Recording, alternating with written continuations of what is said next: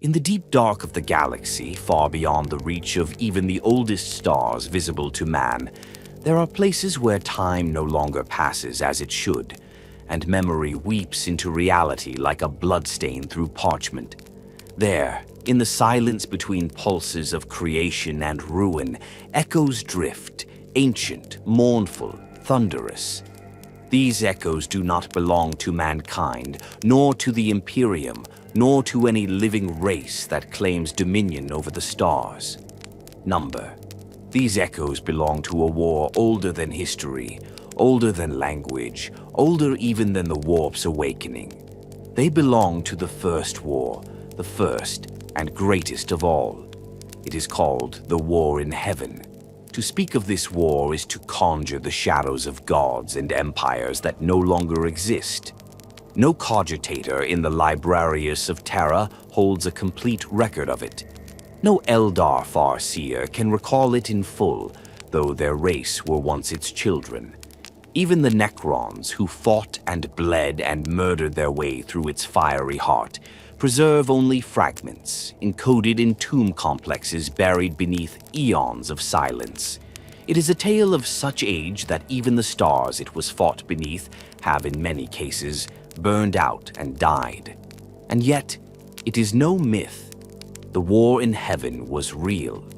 Long before the Imperium rose from the flames of old Earth, before the Eldar crafted their dream empire in the stars, before the gods of chaos stirred in the immaterium, there were two forces at play in the galaxy: life and death. Not abstractly, but as civilizations, one sought to spread life, to mold it, to elevate it. The other raged against the cruel brevity of life, against the tyranny of entropy and the certainty of mortality. These two would meet, and they would shatter each other against the other's will. The galaxy at that distant time was in its youth. Stars blazed bright and untouched.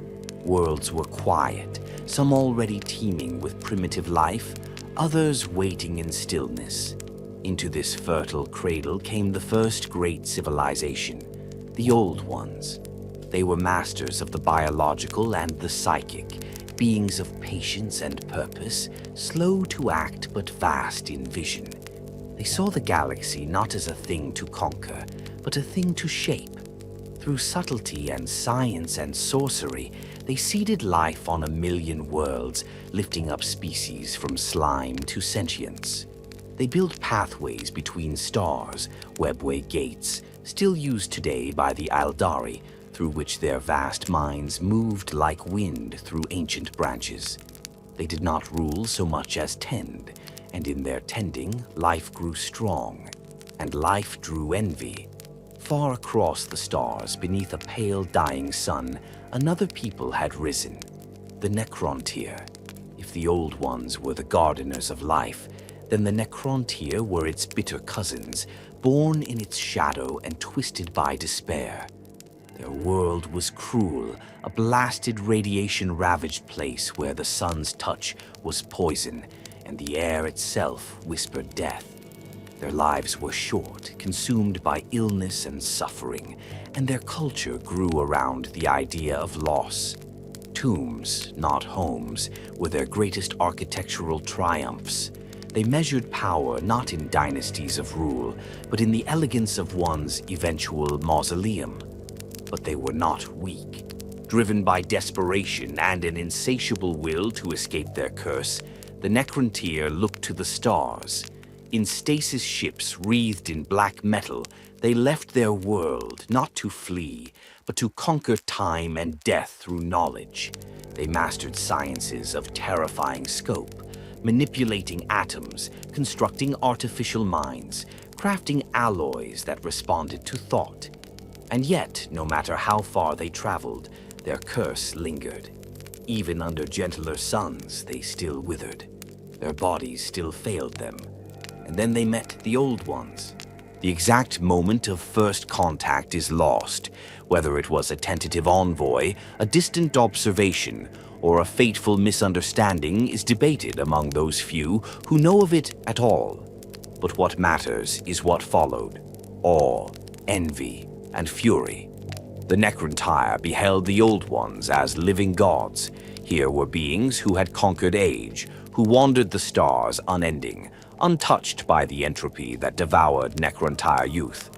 It is said the Necrontyr approached them as students at first, seeking the gift of longevity, perhaps even the knowledge to tame their star's deadly blessing. They were refused, whether it was pride, fear, or simple indifference that led the Old Ones to deny them. The result was the same. The Necrontyr, already racked by a legacy of pain, now had a focus for their hatred. The refusal stoked a fire that had long smoldered within their culture. They would not beg again. They would not ask. They would take. It is here that the earliest drums of the war in heaven begin to beat. Not yet with fleets, not yet with death, but with resentment so vast it would echo through eternity. The Necrontyr were not yet strong enough to face the Old Ones. Their empire was vast but fractious, ruled by countless dynasties in uneasy alliance under the Triarch, a three-member leadership crowned by the Silent King himself. The Old Ones, by contrast, held the warp in their grasp and could cross the stars in seconds, appearing and vanishing at will. The Necrontyr's envy deepened into obsession. They began to arm, to experiment with forbidden sciences, to prepare. The first sparks of war were small, skirmishes, border conflicts, a colony taken here or there. But with each act of defiance, the Necrontyr drew closer to unity under their grief. The Triarch began to speak of destiny, of vengeance, of reclaiming what had been stolen or denied. A species that had once only known mourning now rallied around the idea of conquest.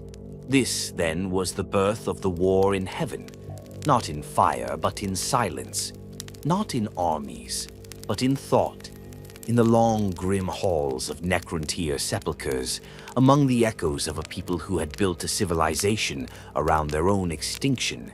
The idea of total war, of galactic vengeance, took root. And in the void, something listened, something ancient, something hungry. But that is a tale for another chapter. Let this be the first lesson, then.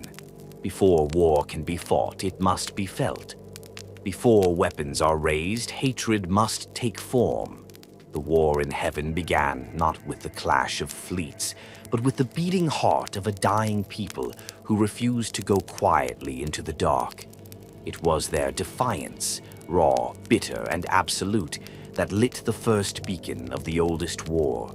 And though they did not yet know it, that beacon would blaze so bright it would burn gods from the sky and shatter time itself. They called themselves Necrontyr, sons and daughters of a dying world. Their name, once a lament, would soon become a curse, etched into the very bones of the galaxy. Where Chapter 1 glimpsed the shadows of the war in heaven, Chapter 2 leads us deeper into the abyss. This is not a tale of battles yet, nor of starfire raining down upon alien skies. This is a story of betrayal by the universe itself, of a people who, though they reached for the stars, could not outrun the noose tightening around their very biology. This is the story of the curse. The Necrontyr were born on a world orbiting a baleful, spiteful star. Even now, its name is lost to time. No records survive, nor do the Necrons care to remember it. They refer to it only in metaphor. The black sun, the morning star, the eternal pyre.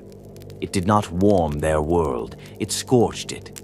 Every breath they took was heavy with poison. Every moment under its light was a moment closer to decay. Radiation carved its legacy into their flesh before they were even born. Children entered the world with lesions, with tumors, with organs already failing. Their skin blistered beneath daylight. Their bones grew brittle with age before they had lived long enough to see the suns of other worlds. Death was not just a companion, it was a king, ever present, always hungering. They raged against it. It is perhaps one of the universe's cruelest ironies. The Necrontyr, of all species, were gifted with the minds to conquer the stars, but not the time to enjoy them. Their intellects were fierce, cold, brilliant. They discovered atomic theory before they discovered compassion. They built radiation shielding before they learned agriculture. They mastered the physics of propulsion, materials science, and energy harnessing faster than any species recorded in the galaxy's long chronicle. They built cities of obsidian and alloy, black towers like tombstones, across the harsh deserts of their homeworld. But for all their achievements, their lifespans remained pitifully short. A Necrontyr noble might rule a city-state for 2 or 3 decades before the lesions would take him, or the coughing blood began, or the nerves began to rot beneath the skin. Even the mightiest scientists, those whose genius reshaped the nature of metal and light, died screaming, their brains cooked alive by stellar poison. And so their culture turned inward, festering. Mourning became ritual, grief became architecture. The cities of the Necrontyr were more necropoli than metropoli, built not for the living but to exalt the dead. Grand sarcophagi dominated civic centers. Monuments to ancient kings loomed over the young, reminding them they would never match the glory of those already gone. Art, such as it was, celebrated entropy. Literature revolved around legacy, around being remembered rather than being happy. The Necrontyr had no time for joy, only meaning, only permanence, only revenge against an existence that mocked them. When the stars beckoned, they answered, not with wonder but with grim purpose. They forged generation ships, vast arc vessels that crawled across the void on plumes of plasma and gravitic propulsion. Colonists were locked in stasis for centuries at a time, their bodies frozen in silence, just to escape the deaths that their planet promised so freely. And escape they did. From their cursed cradle, they spread like a cancer across nearby systems. Colony worlds were established. Planet after planet became cloaked in the bleak signature of Necrontyr architecture. Angled black pylons, subterranean vaults, and living metal palaces that echoed with the coldness of their creators. Each new world was a bitter triumph. Every new star system was a battlefield, not against foes, but against their own gene rot and the long reach of radiation. They built domes, shields, towers that defied solar winds and storms, and still they died. The curse traveled with them. It was not the star, it was them. The truth began to sink into their highest circles. Their people were not merely victims of one malevolent sun. Their very blood had been marked. The radiation had not just burned their flesh, it had written itself into the fundamental code of their species. A scar across every strand of Necrontyr DNA. No matter how far they traveled, no matter how much science they bent to their will, they were prisoners of their own genome. This realization broke something within them. The diaspora fractured into dynasties, great families ruling vast sectors of space, each centered on a homeworld that mimicked the black architecture of their ancestors. But unity did not follow. Bitterness between dynasties flared. Accusations were hurled like meteorite volleys. One lineage had failed to develop a cure, another had hoarded technology, another had sabotaged a genetic research program.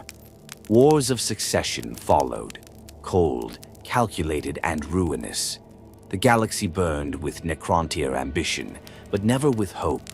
Seeing his people slide into self-destruction, one figure emerged to stop the bleeding. His name was Sarek, but history would only remember him as the Silent King. By ancient tradition, the Triarch ruled the Necrontyr, 3 high lords elected from the strongest dynasties, forming a tripartite government that balanced power through consensus.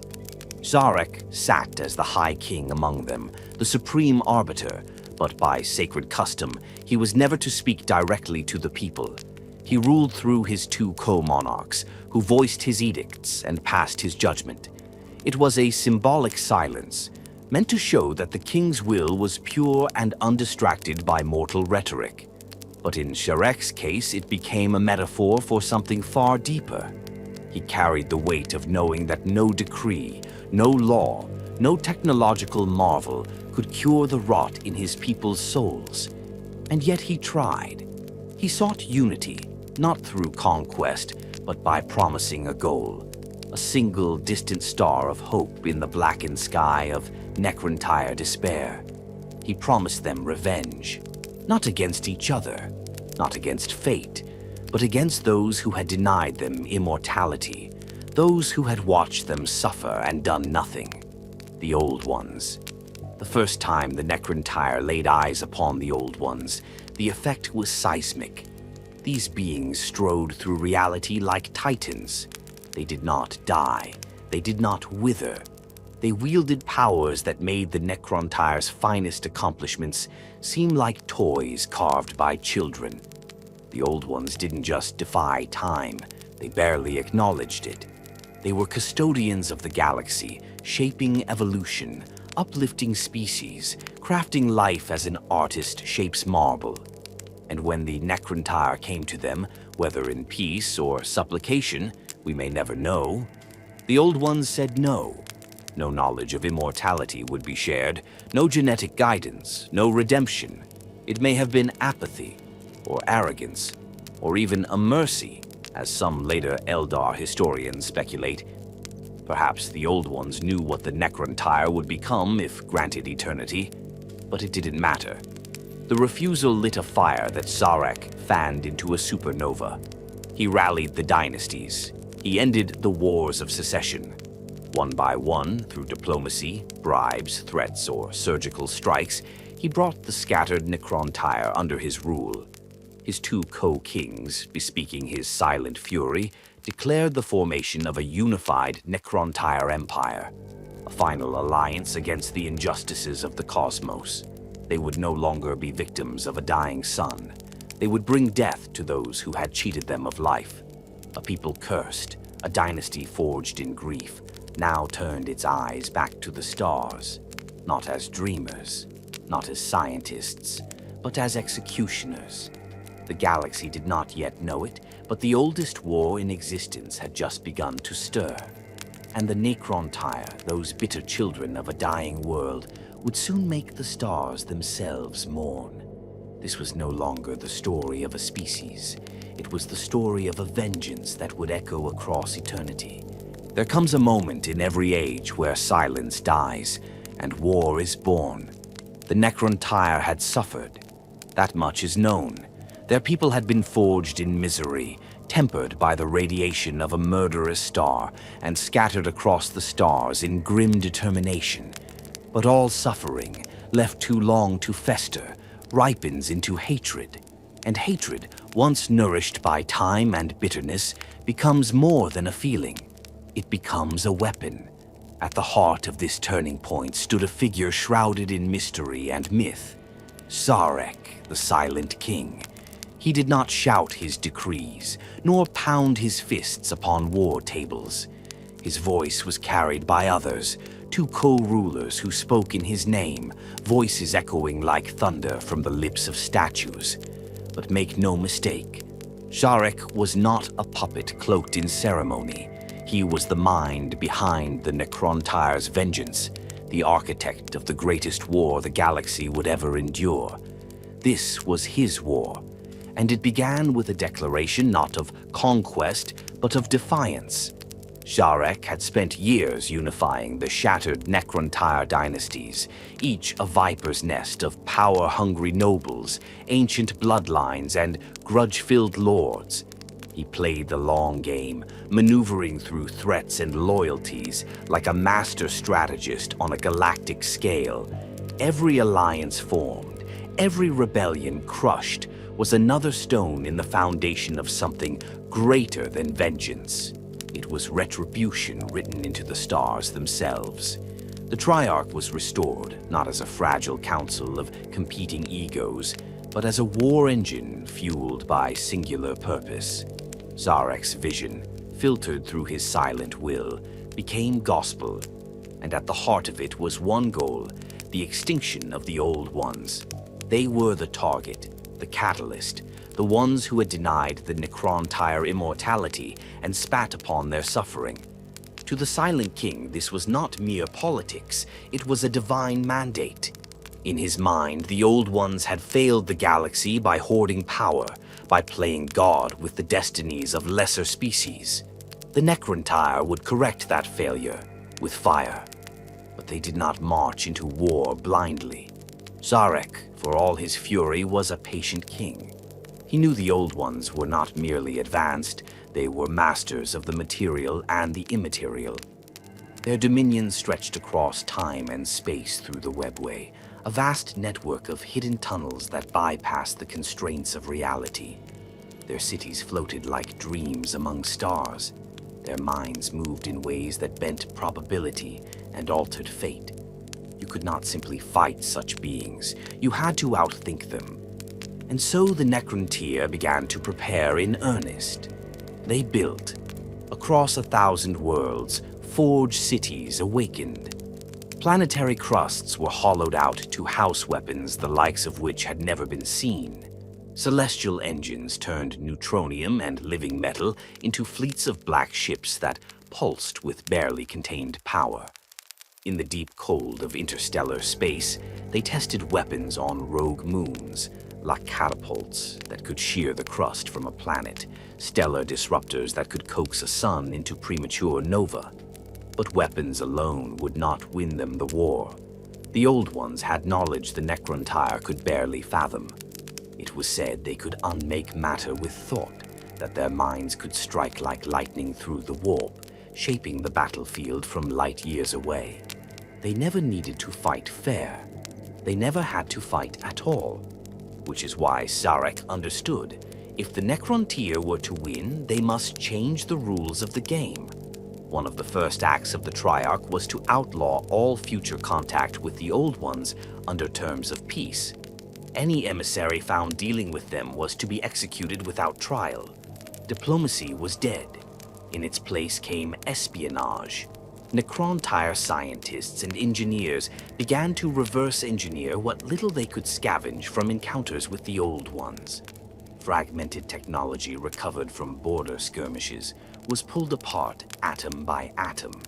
In tomb vault laboratories, grotesque test chambers simulated psychic energy flows, and though the Necrontyr lacked true psychic potential, another curse of their genetic legacy, they began to develop countermeasures. Fields that disrupted warp echoes, materials that absorbed empiric fluctuations, devices that could sever a psyker's mind from the immaterium like a blade cutting nerve from spine.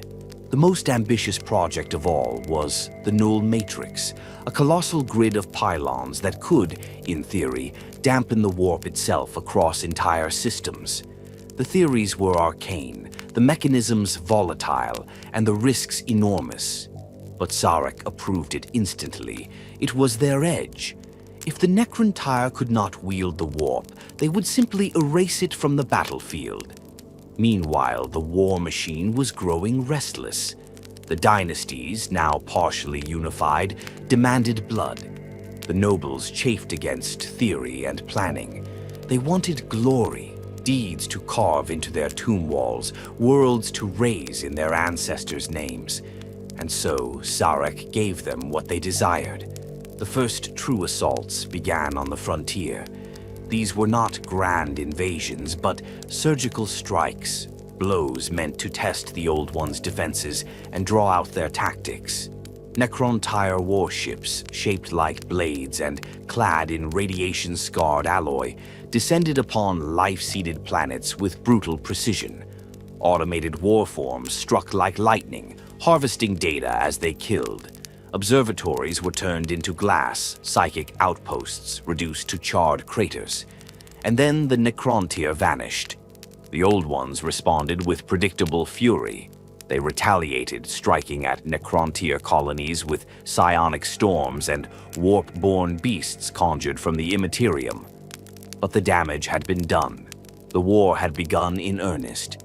Yet the Necrontyr were not prepared for what came next. As the battles escalated, Zarek realized the true scope of the enemy he had chosen. The Old Ones did not merely fight, they flowed. Their movements through the webway made their armies unpredictable. Their creations, biological constructs crafted to be psychic soldiers, fought with savagery and intelligence. These weren't mindless brutes. They were tailored weapons, evolved in vats of godlike design. Each battlefield was a crucible where the Necrontyr were outmaneuvered, not just by strength, but by time and space itself. Even victories came at terrible cost. Necrontyr commanders began reporting losses they could not explain. Ships vanishing mid-jump, entire regiments driven mad by unseen forces, weapons melting into slag under pressures the engineers swore were impossible. The Old Ones weren't just winning, they were playing a different reality. Zarek did not flinch, he did not rant or punish his generals. Instead, he studied. Every loss was catalogued, every mystery dissected. He grew quiet, colder than ever, disappearing for years at a time into sealed laboratories, forbidden fortresses where alien materials were studied and terrible prototypes were tested. He was not merely fighting a war, he was building a solution. And it was during this time, deep in the shadow of mounting defeat, when even the dynasties began to waver again, that something changed. The stars whispered. Ancient signals, previously dismissed as cosmic background noise, revealed hidden patterns. Scans of dying suns began returning anomalous readings, energy signatures that did not match any known source. Deep space augurs, when aligned just so, picked up hunger, a kind of living intelligence coiled in stellar furnaces, dormant and watching. The Silent King listened. The galaxy, as always, held its secrets in fire, and Zarek, in his silent brilliance, heard the call of something older than hate, something not of flesh, nor time, nor even matter, something that might not only win the war, but end the curse. And for the first time since the war began, Zarek smiled, not with his mouth, of course, but with his plans. The war with the Old Ones was not going well. The Necrontyr were brilliant but finite. The Old Ones were masters of infinity. Zarek had reached the ceiling of what his empire could accomplish alone. It was time to find allies, but not among the living, among the stars. The true beginning of the war in heaven was not marked by a shot or a strike, but by a realization that to defeat the gods of old, the Necrontyr would need to awaken something even older. And the stars were listening, waiting to be fed. Before the gods bled, they hungered. Long before they were shattered into shards and sealed in cages of impossible metal, long before they were called Catan by trembling Necrontyr priests, they existed as whispers in the burning hearts of stars. They were not born, for nothing truly births a god. They were formed slowly, like frost on a window pane. Not of flesh nor of mind, but of energy, pure, radiant, impossible energy. Consciousness without matter, desire without form. They were the first predators. As the young galaxy spun in silence, they drifted unseen among the stellar crucibles. Where suns flared too bright, they lingered. Where stars collapsed, they mourned, if mourning can be assigned to such things.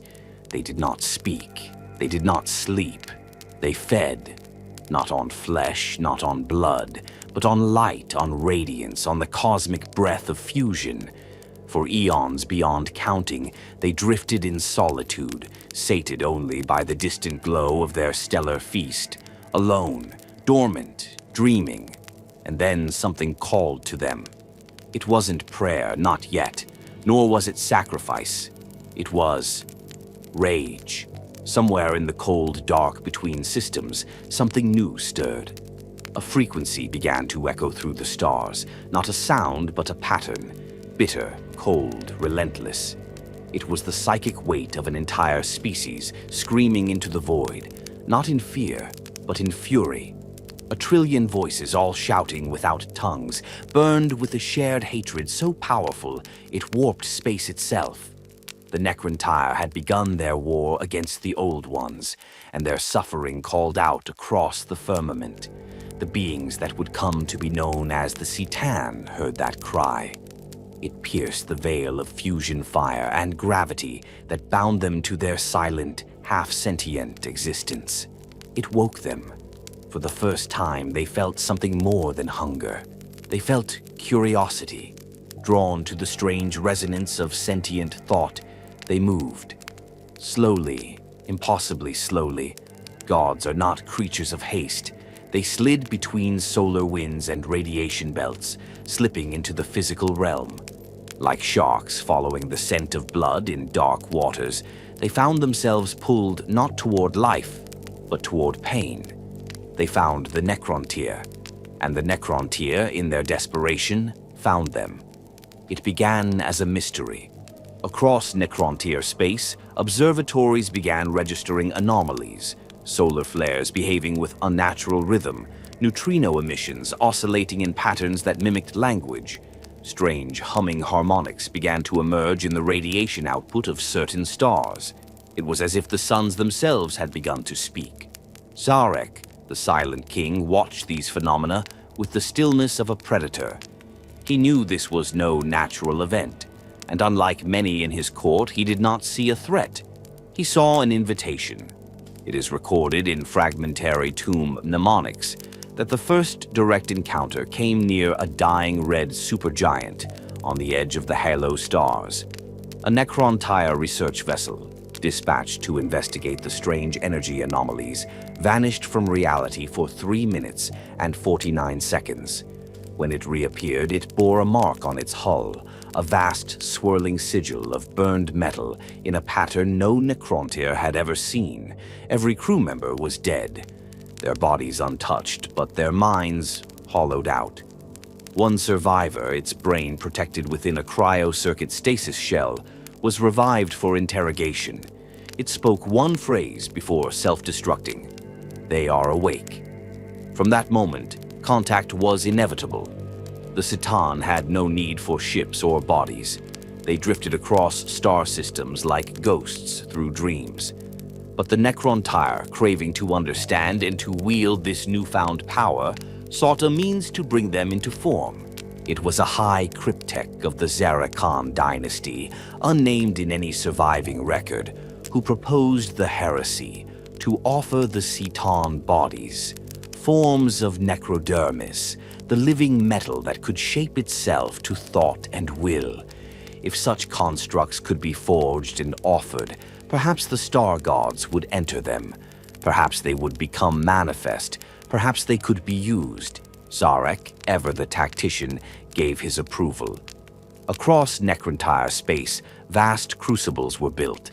From the forges of Mandragora to the starlit vaults of Sarnutis, the Necrontyr poured rivers of molten necrodermis into humanoid molds, towering, terrible silhouettes that seemed half statue, half deity.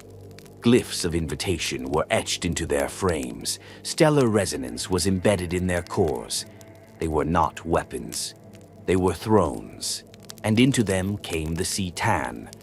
No two entered alike. Some slithered from the hearts of stars as ribbons of searing light, wrapping themselves around the waiting necrodermis like lovers embracing long-lost forms. Others struck like thunderbolts, cracking reality as they forced themselves into metal flesh. And some simply appeared, one moment absent, the next present, their arrival heralded only by a sense of wrongness, of silence too thick to breathe. Each became something new, a god-given body, a star-given voice. The Necrontyr called them Citan, star gods, and for a time it seemed they had chosen wisely. The Citan brought wonders. They opened realms of physics the Necrontyr had only theorized. They taught secrets of power transmission, of instantaneous movement through space, of weaponry that could unmake molecules. Where the Old Ones had hoarded their wisdom, the Citan offered gifts freely. They asked only one thing in return: obedience. Not servitude, not worship, though many gave both, but acceptance. The Citan claimed dominion over the stars. The Necrontyr need only let them rule. And Sarek, seeing the tide of the war turning, agreed. The Silent King made a proclamation, carried across the stars by quantum pulse. The Necrontyr would no longer fight alone. Their gods had come. The war against the Old Ones would be renewed with divine fire, and those who had once looked down on the Necrontyr would now be consumed by their wrath and by the hunger of the gods. But as the Necrontyr celebrated, a few wondered. The Citan had brought power, yes, but power always demands a price. And the more the Necrontyr studied their gods, the more they realized these were not benevolent entities. They were predators. A Necrontyr priest-scientist, one of the last to resist full devotion to the New Order, recorded a single phrase in his data scroll before he vanished. They do not serve, they feed. But it was too late. The Citan had already begun to whisper promises of immortality. They would cure the Necrontyr's curse. They would sever death from destiny. They would offer what the Old Ones had denied. All that was required was transformation. And Sarek, the Silent King, stared into the burning eyes of gods and saw his people's salvation reflected in their hungry gaze. This was no longer a war of species, it was a war of gods, and the Necrontyr at last had chosen theirs. The stars themselves trembled, not from fear, but from anticipation. The banquet was about to begin. There are pacts written in ink, some in blood, but the deadliest are written in silence, agreed to not with words, but with the weariness of a broken soul. The Necrontyr, shattered by suffering, had asked for immortality. The Citan, hungering for more than light, had offered it. Now the price would be paid, not in coin, not in conquest, but in flesh. The Citan came bearing a promise, the answer to the Necrontyr's ancient curse. No more frail bodies, no more cells decaying under a merciless sun. They would be reborn, not as they were, but as something greater, undying, unchanging, immutable. At first, the idea was met with awe. The priests of the dynasties declared its salvation. Generals saw the strategic potential, soldiers who could not age, could not feel pain, who could march through radiation storms and starfire unscathed. Sarek, the Silent King, approved the first trials without hesitation. If this transformation worked, even partially, the Necrontyr could reclaim their future from the grave. The process would come to be known as biotransference. No living being had ever attempted what the Citan proposed. The Necrontyr would be stripped of their organic forms. Their consciousness, their very essence, would be surgically transferred into vessels of necrodermis, bodies of living metal, sculpted to suit each function. Warriors would become killing machines. Scientists would become floating intellect nodes. Leaders would be reborn as towering monuments of authority and code. And the soul, the spirit? The Citan did not speak of such things, but they smiled. The first to undergo the procedure were volunteers, patriotic, eager, desperate. High lords and elite warriors, proud to lead the way into a new age. They were marched into the furnaces like emperors into a coronation. Music played. Flags were raised. When they emerged, the music stopped. The bodies that came forth were beautiful in their way, gleaming, regal, radiant with internal light. Stronger than any organic form, agile, tireless, immune to pain, to weakness, to hunger. In every measurable way, they were perfect. But when they spoke, something was wrong. Their words were stilted, cold, stripped of cadence. Their laughter had been replaced with a kind of mechanical buzzing. Their eyes, if they still had them, no longer sparkled. They stared straight ahead, unblinking. Many assumed it was temporary, an effect of trauma or adjustment. But as more underwent the procedure, a pattern became clear. Yes, the bodies endured, but the person within did not, or at least not all of it. The soul, it seemed, could not survive the transfer intact. What emerged from the crucibles of biotransference were not simply mechanical versions of their former selves. They were echoes, reflections, ghosts trapped in brass and steel. The cryptechs, those scientists responsible for overseeing the process, soon began to notice errors. The consciousness of the subjects was sometimes fragmented, dulled, or overwritten. Memories bled away, personalities dissolved. In many cases, only basic operational programming remained. These were not minds. These were protocols. The Citan, for their part, did nothing to stop it, because this had been their intent all along. Biotransference was never a gift. It was a harvest. Each time a Necrontyr's soul was torn from flesh and cast into a necrodermis shell, the essence that was stripped away, the pain, the fear, the life, was consumed, devoured. The Citan, in their radiant hunger, fed not only on the stars, but on souls. And now the Necrontyr were delivering them by the billions. Zarek watched as the truth unfolded. He had not been the first into the furnaces, but he was among the early wave. When he emerged, his new form was majestic, unbreakable, eternal. But he knew immediately that something had changed. It wasn't pain. There was no pain anymore. It was the absence of everything else. No warmth, no joy, no sorrow.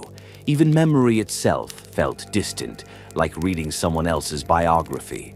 He could recall his people's history. He could quote their great philosophers, but he no longer felt connected to any of it.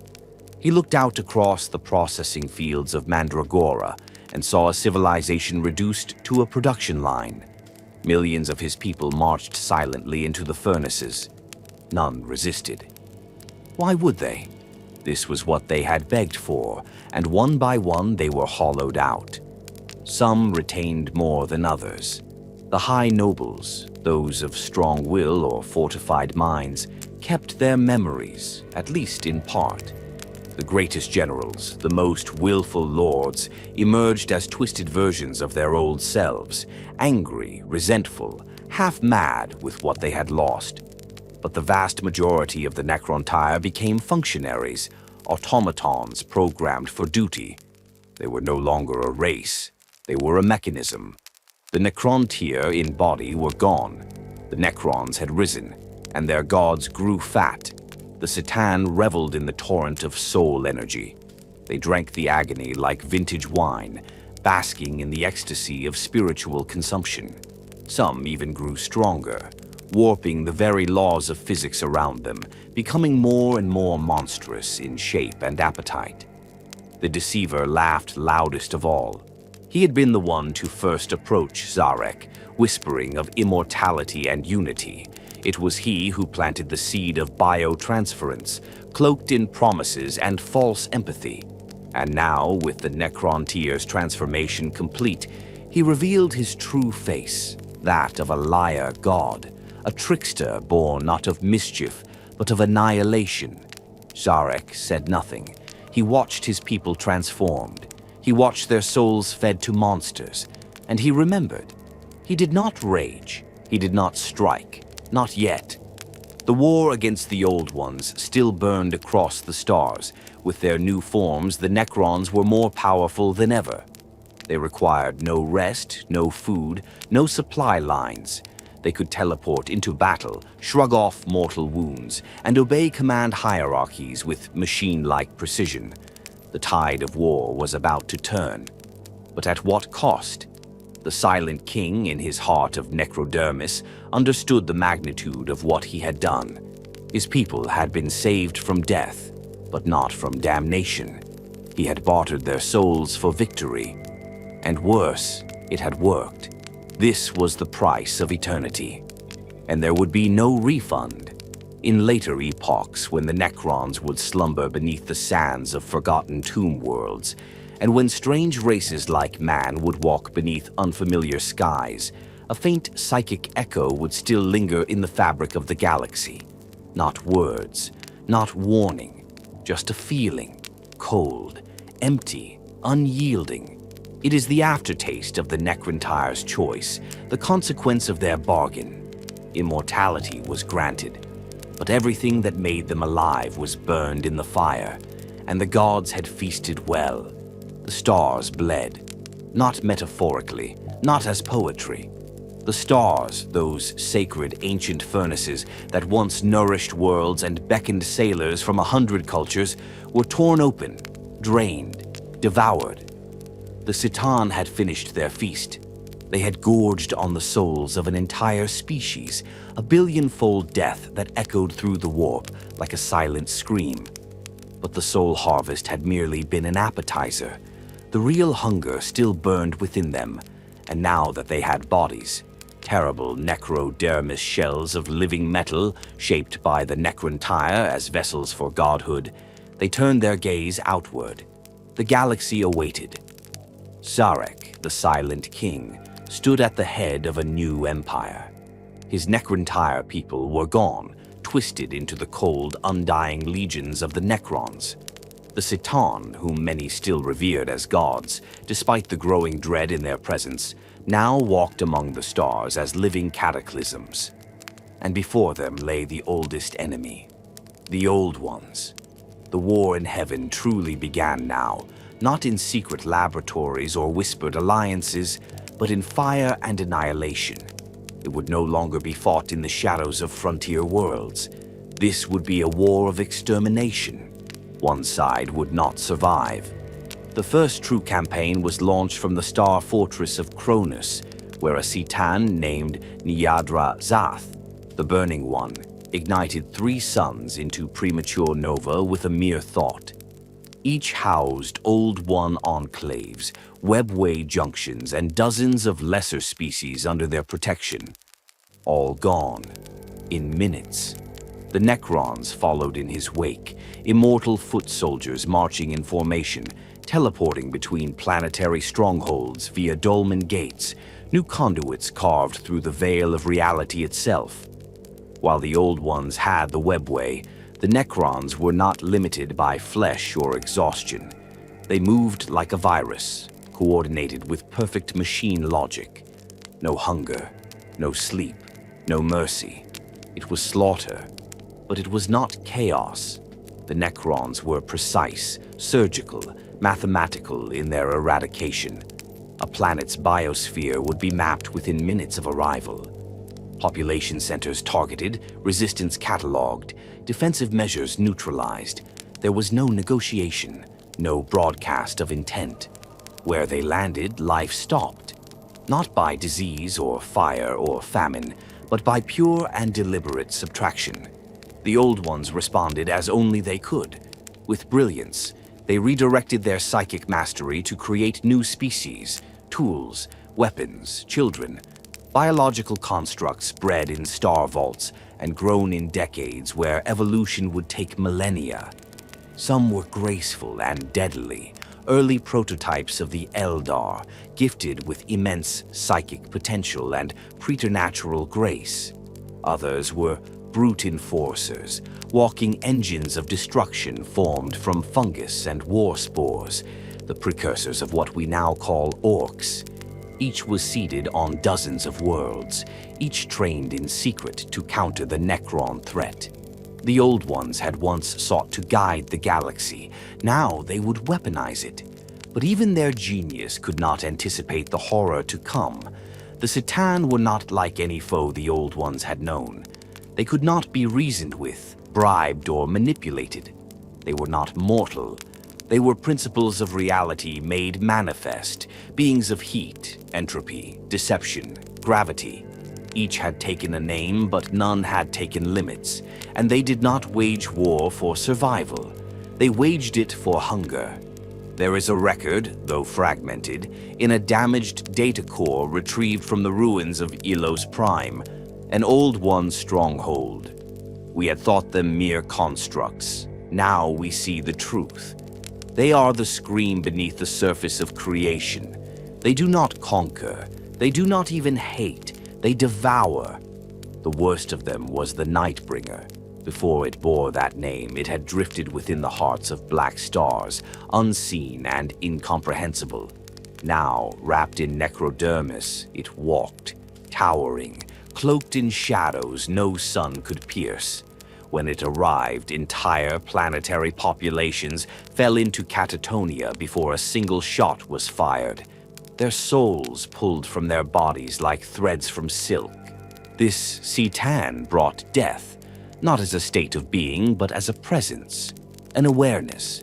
Every living thing in its path experienced the concept of mortality as a sentient force. The very idea of endings became alive, and it wore a blade of starlight. Even the other Citan feared it, and that, perhaps more than anything, speaks to its power. The old ones, in desperation, enacted new strategies. They deployed warp storms, weaponized the immaterium itself, and summoned great psychic tempests to shield their last sanctuaries. But the Necrons were tireless. The Citan were unstoppable. In those days, stars died screaming. Solar systems that had nurtured life for billions of years were unmade in hours. Moons shattered, time distorted. In some instances, entire regions of space were severed from the materium, left to drift in null dimensions where even light would not follow. And yet, the old ones endured.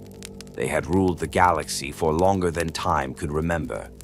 They knew secrets the Necrons could not fathom, and they had faith, not in gods, but in their creations.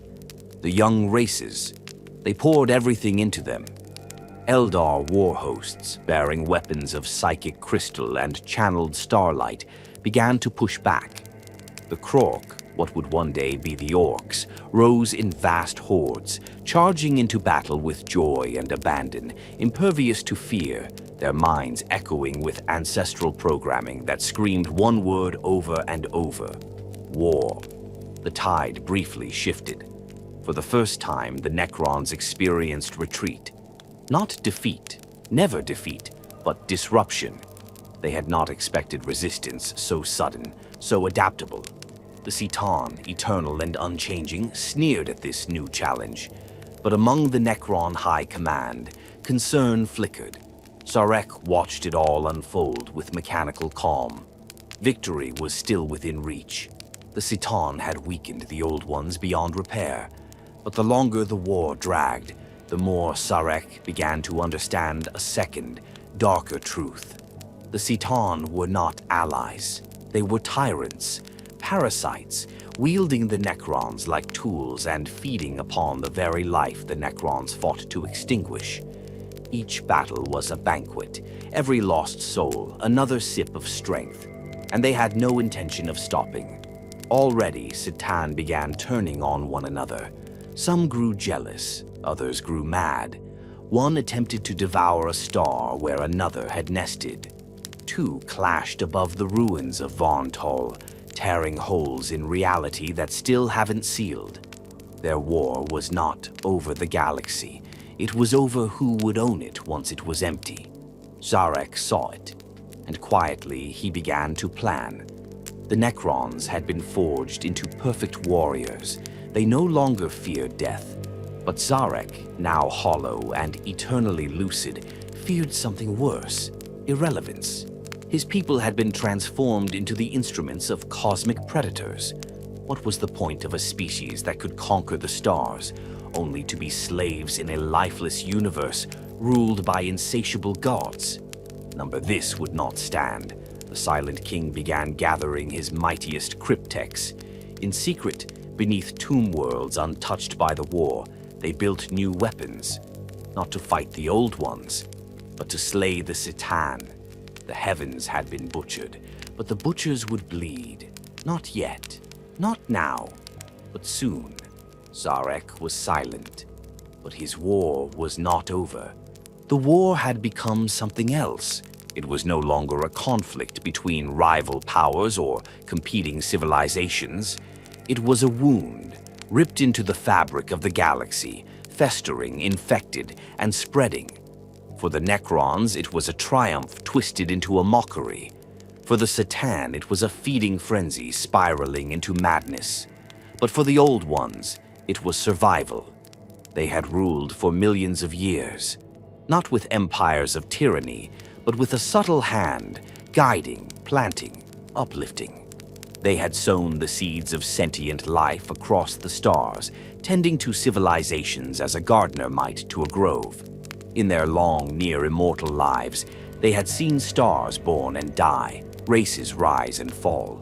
The pulse of the cosmos beat in time with their wisdom. They were the shepherds of the galaxy. But even shepherds can be overrun by wolves. The Necron onslaught had driven the Old Ones into retreat. Their psychic mastery, their control of the webway, their genetic ingenuity. It had not been enough. Against the tireless march of machine warriors and the cosmic butchery of the Satan, the Old Ones could not hold the line. Their once thriving civilization collapsed into defense perimeters and hidden sanctuaries. Worlds they had sculpted into paradises were reduced to dust, their guardian species torn apart or consumed. But if there was one thing the Old Ones understood, it was adaptation. The Necrons had given up their biology. They had become timeless engines of order and death. And the Satan, in their divine arrogance, were immutable, unable to comprehend change or chaos. But the Old Ones, they could evolve. More importantly, they could create. It was not the first time they had made new life. That had been their legacy, forming entire species to carry out tasks, defend realms, inherit the future. But now, under pressure unlike any before, they turned their mastery of genetics and the warp toward one last effort. Not to save themselves, but to ensure the Necrons would never rule unchallenged. They called it the Genesis Protocol. Across forgotten stars and hidden laboratories buried deep within asteroid cores, the Old Ones activated biogenesis systems older than most stars. They created new species, crafted not over millennia but in weeks. And these were not peaceful emissaries. These were not slow-burning projects of education and guidance. These were weapons. The first were the aeldari, what we now call the Eldar. Tall, graceful, agile, gifted with powerful minds and psychic potential deeper than any known species. They were not bred for brute strength, but for understanding, for strategy, for intuition. The Eldari were attuned to the warp in a way even the Old Ones had not fully foreseen. They became not just soldiers, but architects of resistance. Their connection to the immaterium allowed them to see probability, to weave outcomes, to feel the shape of destiny. Where Necrons moved like rigid lines of code, the Aeldari moved like music. They could not match the Necrons in durability. Few could, but they could anticipate, evade, strike from where the Necrons least expected, then vanish like smoke into the webway. The Old Ones taught them, honed them. Within centuries, the Aeldari were commanding fleets, coordinating galactic counterstrikes, dismantling Necron campaigns with precision. But they were not alone. The Old Ones also gave form to a cruder, more savage answer to the Necron threat. The Krork, not the Orcs as we know them now, laughing brutes in ramshackle armor, but their ancestors. Towering war giants, driven by embedded psychic programming, bred to thrive on violence and to resist decay, radiation, and mind control. They did not think, they fought.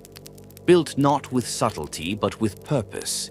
The Krork were the blunt hammer to the Aeldari's scalpel. Where Eldari danced between time and perception, the Krork crashed through Necron lines like a green tidal wave. There are accounts, rare and fragmented, of entire Necron battle lines broken under Krork assault. Not because they lacked strength, but because the Krork never stopped. Their momentum defied calculation. Their presence on a battlefield caused disruptions in Necron command protocols. Logic couldn't predict madness. Order could not compute war for war's sake. And the Krork loved war. The galaxy, once dominated by the binary confrontation between Necron and Old One, fractured into 1,000 fronts. The aeldari took up hidden weapons and struck from the webway, slicing at the heart of the Necron supply grid. The Krork fell from the stars in crude but effective asteroid hulks, slamming into planets like angry gods and tearing apart tomb complexes by sheer mass and fury. Even the lesser species, those seeded long ago, began to stir. The Jokero, the Kinib, countless other gene lines spread across forgotten systems, responded to ancestral awakenings embedded in their DNA. Many failed, some vanished, but a few, just a few, fought back. The Necrons were not used to this. They had expected extinction to be simple, and for a time it had been. Now the prey had teeth. Sarek watched the battlefield data streams with increasing unease. Logic dictated they should still be winning. The Necron war machine was vast, tireless, coordinated. The Citan were gods, but the tide was shifting, slowly, subtly. These younger species were unpredictable. They changed, they adapted. The Krork multiplied rapidly, even when culled. The Eldari began developing new psychic techniques, ones that bent the warp in novel ways even the Citan began to feel. The Necrons had the galaxy in their grip, but it was slipping. Even the Citan, who had once regarded the young races as gnats, began to grow agitated. Warp energies were poisonous to them. As the aeldari learned to weaponize raw emotion and probability, the Citan found their immortal forms assailed in ways they could not counter. Their arrogance turned to impatience. They began to demand purges, wide-scale annihilations, even when Sharek counseled restraint. The Silent King saw what was coming, a new balance, a new age. The old ones, crippled, scattered, still had one last victory. They had changed the war, and Zarek understood a terrible truth. He had led his people into eternity, but others were learning to shape the future. He was locked in amber. They were evolving, and evolution always wins. This was not the final blow. Not yet, but it was the beginning of the Necron downfall. The first cracks in the tomb walls, the first whispers that not even gods could remain unchallenged forever. The stars, once butchered, now began to fight back, not through vengeance, but through life. It began with a ripple, not in water or air, but in reality itself. A tremor, soft and slow, passed through the invisible skein that separated the material world from what lay beneath. A twitch in the fabric of the universe, as if existence had flinched. At first, no one noticed, not even the Citan, so sure of their dominion over the physical. Not the Necrons, whose minds now existed as organized data, immune to instinct or intuition. Not even the old ones, who had danced along the borders of that other realm for countless ages, ever wary of its currents. But the aeldari noticed, or more precisely, felt it. It came in dreams at first, faint whispers in their sleep, songs with no melody, colors without form. Children screamed at night, unable to explain why. Seers began to lose focus. Scryers looked too long into the future and wept blood. Something was growing, something new, or perhaps something old, waking up. It had no name, but we know it now as the Warp, not the immaterium as a passive backdrop, an infinite sea of potential and psychic flow, but the Warp as a force, as a thing that could hate, love, hunger, twist, lie, exist. It had always been there, of course, just beneath the skin of the galaxy, responding to the emotions of sentient beings. The Warp was shaped by thought, fed by dreams and fears, given texture by rage and sorrow. For millions of years it had remained largely calm, a vast, still ocean. But war, as it always does, changes things. And this war, the war in heaven, was not just any conflict. It was annihilation made endless. The Necrons' soulless slaughter, the Satan's ravenous consumption, the desperation of the Old Ones, the psychic evolution of the Aeldari, the mindless fury of the Krork. All of it spilled into the warp. Every death, every scream, every hope snuffed out or vow of vengeance sworn, it all had weight. And the warp began to boil. Where once the immaterium had shimmered with potential, it now churned with chaos. Thought became storm. Emotion became entity. Psychic energy condensed into awareness. New life took form, not in the stars, but beneath them. The warp was not just reacting, it was becoming. Across the galaxy, things began to go wrong. Warp gates, once used by the Old Ones, began to rupture. Portals meant to link world to world now disgorged madness. Entire planets vanished, swallowed whole by screaming rifts of unreality. Ships passing through safe transit zones arrived centuries later, or never at all. Time fractured, logic failed, and something else arrived. Not creatures, not quite, not like anything the Old Ones had bred or fought. These were not life forms born of matter. They were thoughts turned into weapons, instincts with fangs, predators of soul stuff, shaped by the tides of fear, wrath, excess, despair. They would later be called warp entities, or more simply, demons. They had no true shape. They wore the faces of what terrified those who saw them. For some, they appeared as gods. For others, as shadows, serpents, lovers, flames. Their forms shifted like Mercury in a dream.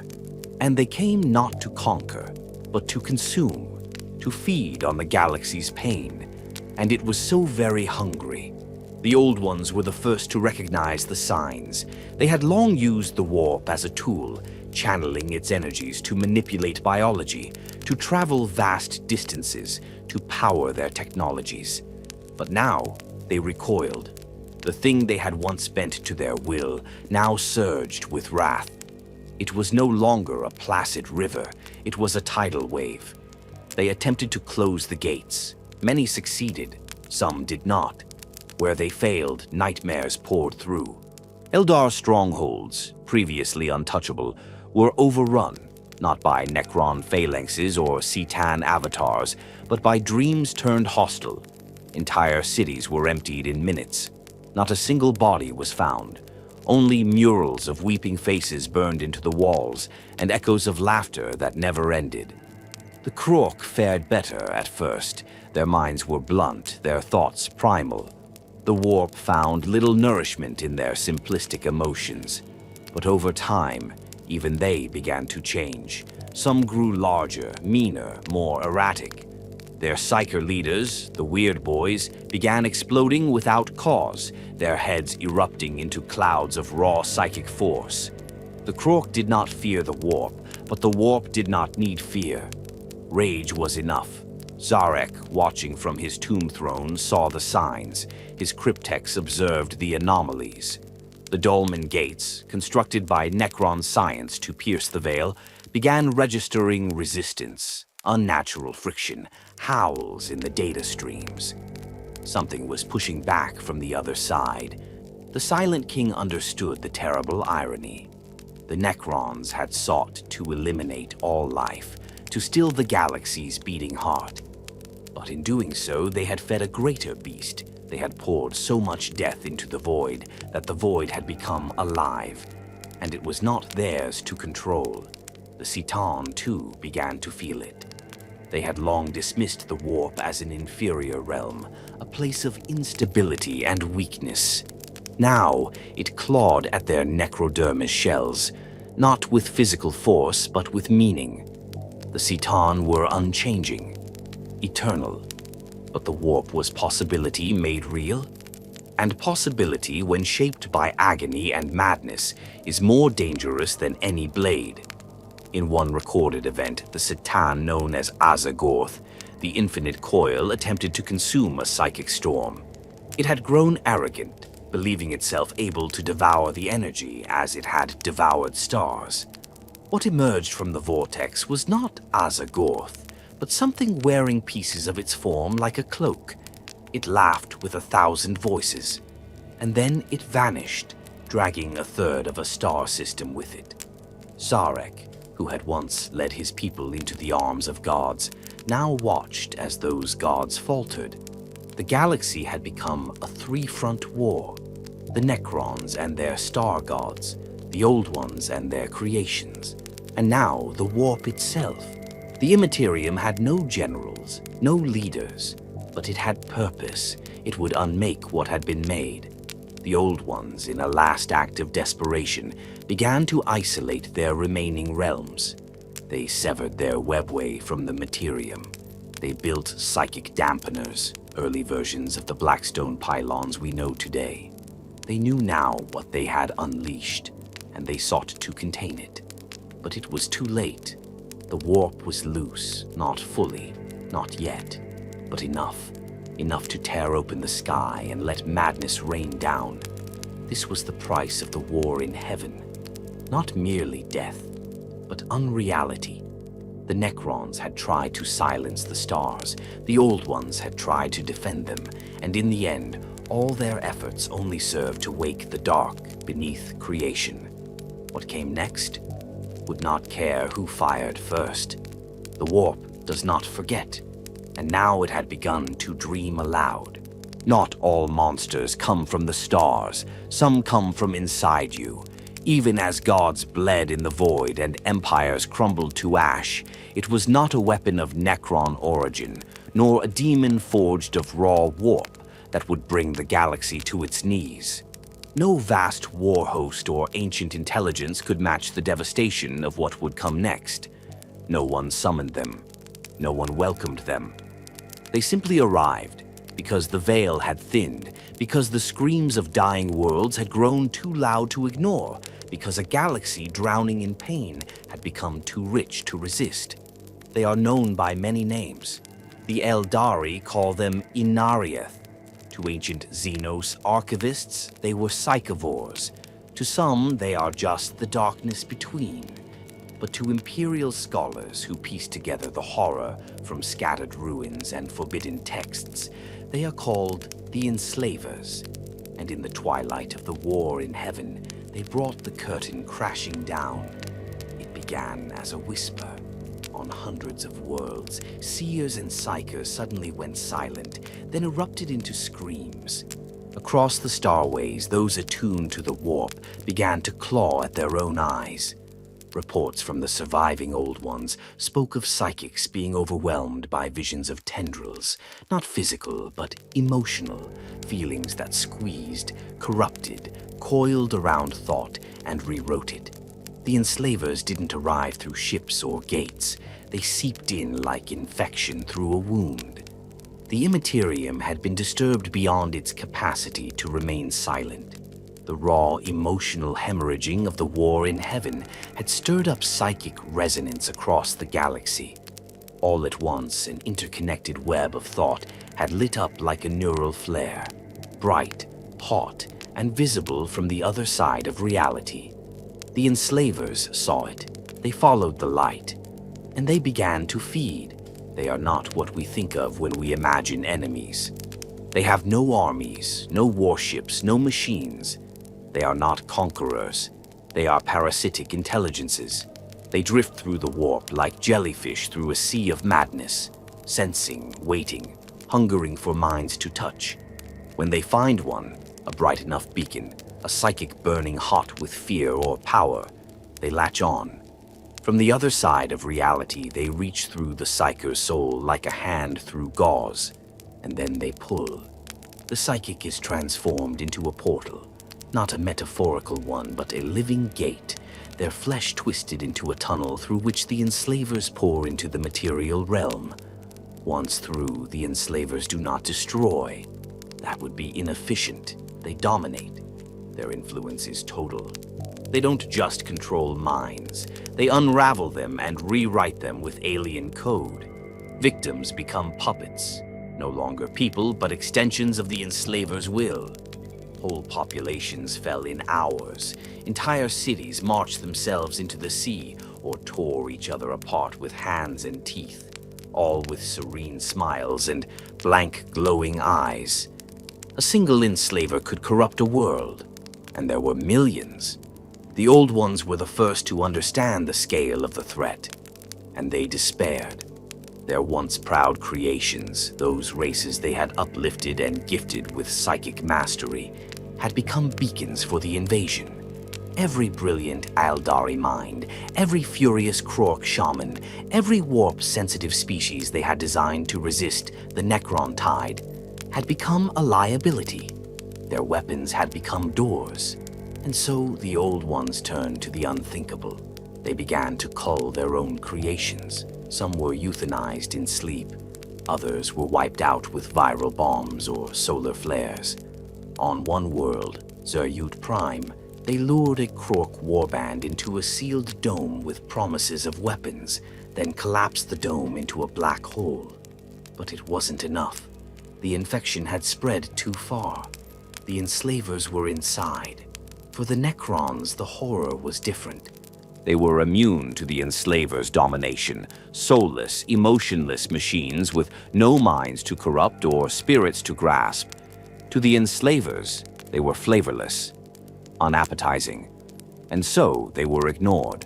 At first, this should have been a gift. Instead, it became a curse, because now the Necrons stood alone. No prey, no war, just a galaxy being emptied, one screaming mind at a time. They watched from their tomb worlds and command monoliths as the young races they had once hunted began to disintegrate. Not from battle, but from inside. There were no triumphs, no parades, no final victory. Just silence. What the Citan had failed to do with all their godlike might, the enslavers accomplished without firing a shot. They were not part of any plan. They were the consequence of it. The psychic backlash of the war in heaven had opened a rift that could not be closed. The immaterium, once manipulated with surgical precision by the Old Ones, was now an uncontrolled ocean, and in that ocean swam sharks without end. The aeldari, once poised to inherit the galaxy, were brought to their knees. Their elegant minds, so attuned, so vivid, made them the choicest prey. Whole craft worlds went dark. Webway cities collapsed as psychic nexuses became nests for enslaver broods. Eldari psychers tore themselves apart trying to protect their kin. Many simply vanished, absorbed into the portals their deaths opened.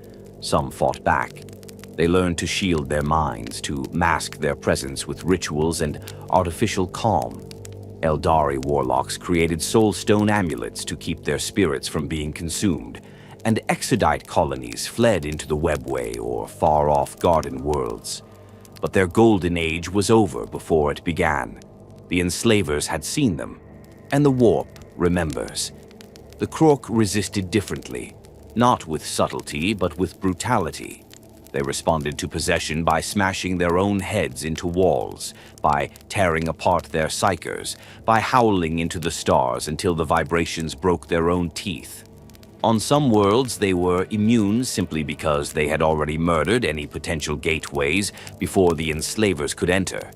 But they could not stop the tide. Every mind is a candle. Eventually, even war dims. Zarek, the Silent King, understood what had happened before even his own generals did. The war was over. There would be no prize, no galaxy to rule, no species left to dominate or torment. The stars were growing quiet. The Citan had begun to turn on one another, lashing out in starvation and fury as their food vanished. The gods who had demanded worship were now mad things, hollow and glutted on absence.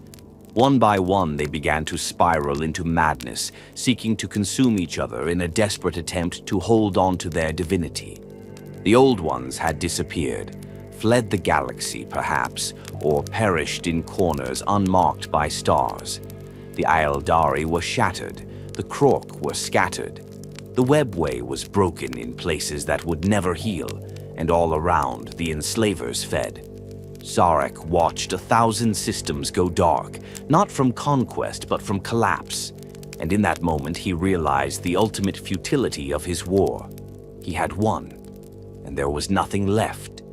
Thus ended the war in heaven, not with victory or defeat, but with emptiness. The enslaver plague did what no weapon, no god, no empire could. It ended everything. It did not discriminate, it did not negotiate, it simply consumed. And when it was done, the galaxy slept. In the galaxy's stillness, after the screams had faded, after the last psychic flare had gone out, after the final vaults of the old ones were sealed, and the enslavers retreated into the warp's gluttonous depths, there came a silence unlike any before. Not peace, not healing, just vacancy. The stars still burned, but they no longer beckoned. Planets still turned, but they turned in mourning. And the Necrons remained, immortal, untouchable, alone. They had outlasted their enemies, but they had also outlasted meaning. Their creators, the Necrontyr, had been traded for soulless machines. Their gods, the Citan, still stalked the heavens, but now their hunger, once indulgently praised, had become a threat too vast to ignore. The very beings who had promised the Necrons immortality, who had whispered salvation and victory, now presided over a galaxy emptied of prey, their divine appetites unsatisfied, their true natures revealed. They were no longer gods. They were tyrants. Sharek, the silent king, had seen it coming. Perhaps he had always known. Perhaps even in the moment he struck his pact with the Satan, part of him had understood that gods who demand nothing in return are only waiting for the right moment to take everything. And now, with the old ones gone, the younger races decimated, and the warp choked with madness, the Citan turned their gaze inward, toward their loyal servants, toward the Necrons. The Citan were not of the galaxy. They were not bound to the laws of matter, or time, or causality. They had been born in the first fires of reality, before biology, before logic. They had been content to drift for eons, feeding slowly on the radiance of stars. It was the Necrontyr who had taught them hunger. And now they wanted more. With no mortal races left to dominate or devour, the Citan began to devour one another. Their arrogance could no longer be sated with offerings of energy or tribute. They began claiming territory, shattering ancient alliances, feuding in ways only creatures of abstract power could. Wars were fought not with armies, but with concepts. One Citan, Magladroth, the Void Dragon, disappeared into the core of a sun, dragging an entire Necron fleet behind it in a spiral of folded dimensions. Another, Nihilak, the Mirrorborn, fractured into 1,000 shards, each manifesting in a different system to wage a war against itself, collapsing the boundaries between identity and space. The Citan were unraveling, and the Necrons, once their servants, now their only remaining tether to material reality, were caught between devotion and dread. Some remained loyal, fanatics perhaps, or simply minds too eroded by biotransference to question divine command. They offered up the last biological remnants they could find, chasing rumors of surviving enclaves, dragging in feral xenos to be sacrificed in old rituals, hoping to delay the inevitable wrath of their deities. Others rebelled. The rebellion did not begin with a speech or a rallying cry. The Necrons had no songs, no morale, no brotherhood. They were not alive. But in their cold logic cores, something clicked into place. The war was over. The Citan had no purpose now but consumption. And logic dictated one course: kill the gods. It was the greatest heresy imaginable, and yet, in tomb complex after tomb complex, in the lightless vaults beneath dead moons and hollowed planets, the same conclusion was reached again and again. Independent Necron lords, war philosophers, cryptecs of incalculable age and intellect, all arrived at the same forbidden answer. The gods had to die. Of course, killing a god was no small thing, especially not a Citan. They were not creatures of flesh. Their bodies, forged from necrodermis, were only a vessel, a way to interact with reality. Their true form was a lattice of cosmic principles, woven into the fabric of energy itself. You could no more kill them with blades or gauss fire than you could stab a shadow. So the Necrons built tools, not weapons, not at first, tools of division. Machines that could fracture a Citan's essence, isolate threads of thought, shear one shard from another, bind power into static form. It was the cryptex, twisted techno-sorcerers of the Necron dynasties, who first invented the Tesseract Labyrinth, a prison of living dimension, folded upon itself in recursive logic, able to capture and hold fragments of a star god's essence. No one expected it to work. It did. The first Citan to fall was Landugor the Flayer. He had grown erratic, spreading madness among Necron warriors, turning legions into blood-crazed berserkers. Zarek himself authorized the trap. The Necron legions did not fight him. They baited him. They offered him a world still echoing with the thoughts of a recently deceased psychic species. Landugor descended like a ravenous flame. The trap snapped shut. His scream was heard not in sound but in structure. Walls cracked, engines died, starlight dimmed. But he did not escape. His form shattered, broken into 1,000 shards, each sealed in tesseract labyrinths and buried in tomb worlds locked beneath psychic null fields.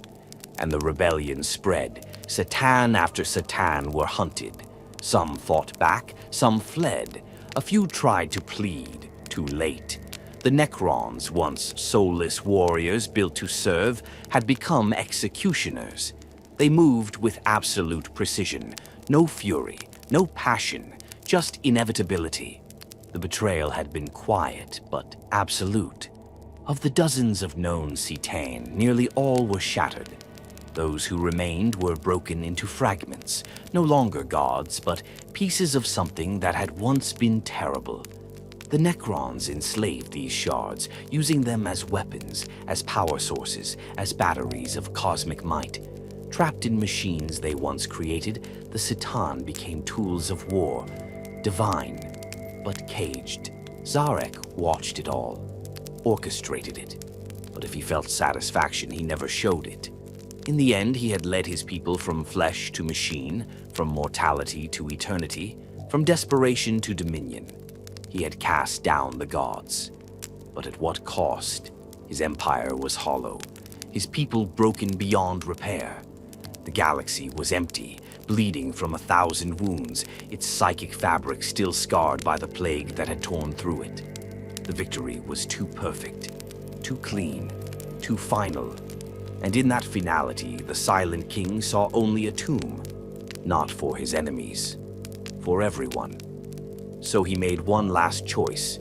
He gathered his remaining command codes, those that allowed him to direct the entire Necron race, hard-coded into their neural lattice since biotransference, and he severed them. He freed his people from his command, not to give them liberty. What liberty could they know as echoes of minds? But to give them the chance to find their own way, whatever that meant. To let them drift, sleep, rage, or rebuild as they would. And then he left. The Silent King departed the galaxy, his flagship slipping into the intergalactic void, vanishing beyond the rim. He sought understanding, perhaps penance, perhaps some answer to the unanswerable question that still haunted him. Had it been worth it? Behind him, the tomb worlds fell silent. The war in heaven was over. The gods were dead. The survivors were immortal. And the stars, for the first time in millions of years, were allowed to rest. But nothing ever truly rests forever. What does eternity mean to a race that cannot die? What is the shape of time when history itself lies beneath your feet, buried in vaults of unfeeling metal? The war in heaven had ended, not with a flourish, not with fanfare or victory songs, but with a quiet, inevitable implosion. The galaxy was broken, haunted, drained. The old ones had vanished into myth or oblivion. The young races were scattered, hounded, devolved. The C'tan were shattered, caged, enslaved, and the Necrons stood alone. Their triumph was absolute, and it was meaningless. In all their calculations, all their vengeance, they had never considered what came after. They had won the war, but there was no one left to rule, no order to impose, no enemy to hate. There was only the endless silence of a galaxy too damaged to care. And so the Necrons, once the Necrontyr, once a people of passion and pride, chose to sleep. It began not as a command, but as a whisper, spreading through the dynasties like an instinct encoded into the very circuitry of their hollow minds. The war was over. The galaxy had nothing left to offer. Let time pass, let the wounds heal, let the dust of forgotten stars settle before they rose again. Zarek, the Silent King, was gone. His voice, if it could ever be called that, was silent now even in data signal. He had severed the last of the command protocols, linking him to the Necron race. In doing so, he gifted them autonomy. And with that autonomy came weariness. For the first time in untold eons, they had no orders, no purpose. They turned inward. Across 1,000 systems, the tomb worlds prepared for slumber. Entire planets became sarcophagi. The preparations were monumental, undertaken not with urgency, but with the measured, timeless discipline of machines who had all the time in the universe. Vast tomb complexes, already deep beneath planetary surfaces, were expanded further still. Vaults the size of cities were constructed to house the dormant legions. Command centers were sealed behind quantum encryption, guarded by protocols designed to activate only under the most specific and improbable of circumstances. Atop the surface, great pylons were raised, monuments to stillness. These were not warnings. They were anchors, structures that would serve as temporal and dimensional stabilizers, ensuring the Necrons would remain untouched by the chaos of passing ages. In many cases, entire star systems were turned into defense grids, their orbits mined with dormant weapons, their moons hollowed into surveillance relays. The galaxy might burn again. That was inevitable. But the Necrons would not. They would wait. And when they awoke, they would rebuild the galaxy in their image. The process of entering stasis was as precise as a ritual. But it was not a ritual of faith. The Necrons had no gods now. It was a ritual of necessity. Each Necron warrior was placed into an alcove, cradled in the embrace of charging coils and memory locks. Sleep did not come like it does to mortals. There was no drift, no dreams. Only an immediate stillness as every data loop closed, every thought suspended, every sensor dimmed. Even the cryptechs, the genius scientists of the dynasties, entered slumber, locking their experiments in temporal folds, leaving behind vast data vaults encrypted in dead languages, hidden in tombs designed to never be found. Some, of course, resisted. Not every Necron chose to sleep.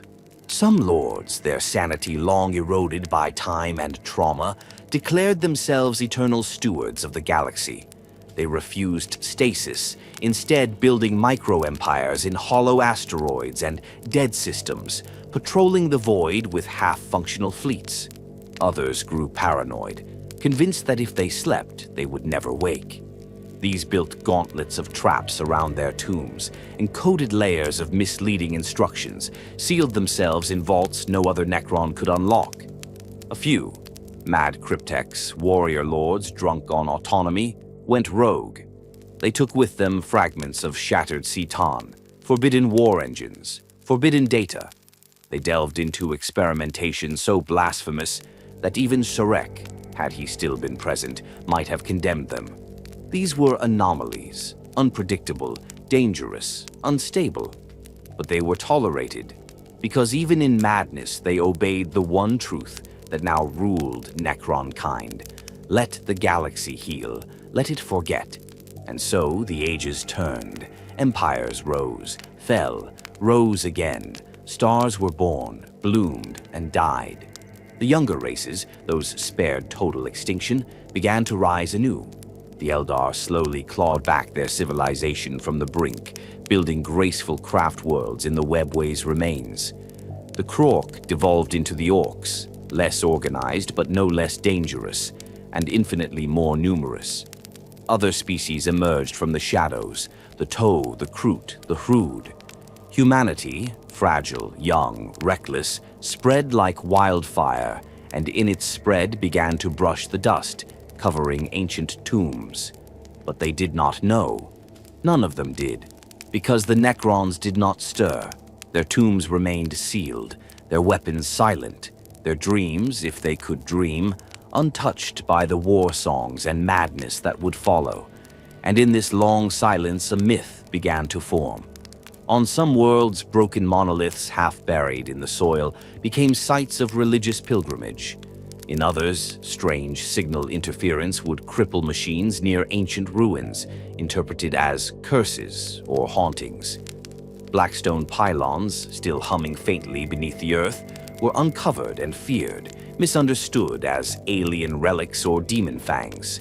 No one understood what lay beneath. No one remembered the names of those who waited. Not yet. But time is not an ally, not even to the undying. As the galaxy spun, the stasis systems, perfect though they were, began to fail. Not catastrophically, but with the inevitability of entropy, of subtle degradation. A failsafe missed here, a power surge there, a tomb world left too close to a growing pulsar, glitches in command protocols, fractures in the memory stasis loops. The first Necrons began to awaken, blind, alone, confused. Some rose believing the war still raged. Others awoke with fragmented minds, their thoughts shattered by the trauma of biotransference and the weight of time. Some tombs activated only partially, releasing half-functioning warriors into a galaxy they no longer recognized. The Great Sleep was ending, not by plan, but by decay. The tomb worlds began to stir, and the galaxy, already reeling from the rise of chaos, from the fall of the Eldar, from the madness of humanity's expansion, would soon discover the oldest nightmare it had ever forgotten. They would learn, too late, that some victories are pauses, some silences are warnings, and some dreams, no matter how deep they are buried, wake up screaming. The Necrons had not died. They had simply waited, and the time of waiting was nearly done. The galaxy would learn their name again. Not from history, but from fire. The galaxy forgot. That is the most dangerous part of the war in heaven, not the scale of its violence, not the devastation it wrought, but that it passed into myth. The scars remain, but the cause is lost. The silence of the Necrons was not just the absence of war, it was the slow decay of remembrance. Time, that cruel curator, filed the war away behind newer terrors and fresher blood. The young races rebuilt atop a graveyard they didn't know was there, and beneath them the sleepers stirred. Not all at once, not in fanfare, not with the trumpets of doom or fleets rising from the void. It began as anomalies, faint at first, whispered by augurs and dismissed by adepts who did not understand what they were seeing. A magnetic storm where none should exist. A series of vox ghosts repeating a forgotten dialect across the range of starships. Faint pulses of gravitic interference deep below the crust of an uninhabited world. Monoliths emerging from beneath the sands as if unearthed by the breath of time itself. The Imperium of Man, young, furious, stretched thin across the stars, was among the first to see the signs. But like all others before them, they misunderstood. The Mechanicus called the ruins Archaeotech, sacred remnants of the dark age of technology. They catalogued tomb complexes as dead zones, their systems glitching and data collapsing when proximity was breached. They tried to strip the monoliths of their metals, only to watch servitors dissolve into smoke and static. Explorator teams vanished, warning signs were ignored, and still they dug. The Aeldari fared no better. They remembered the war in heaven in fragments, half legend, half warning. Their farsayers saw tomb worlds as black holes in fate, places even the strands of destiny refused to touch. But arrogance is not unique to man. Many among the craft worlds believed the ancient threat dead, scattered, lost, and so they stepped into the forgotten places, seeking to cleanse or reclaim. They were wrong, because the tombs had begun to awaken. Each tomb world was unique, shaped by the dynasty that once ruled it, designed by minds that no longer remembered warmth or voice or sky. But all shared the same core: silence, order, and patience. Now that silence was breaking, the first tombs reactivated not by design, but by decay. Faults in containment systems, radiation bursts from nearby stellar events, drifting void fleets that triggered ancient proximity alarms. Even chaos itself, ever eager to corrupt, sometimes triggered tomb awakenings with psychic dissonance alone. And when they did awaken, they did not rise as one people. They rose fragmented, damaged, changed. The process of biotransference had never been perfect. Not all Necrons retained identity or clarity.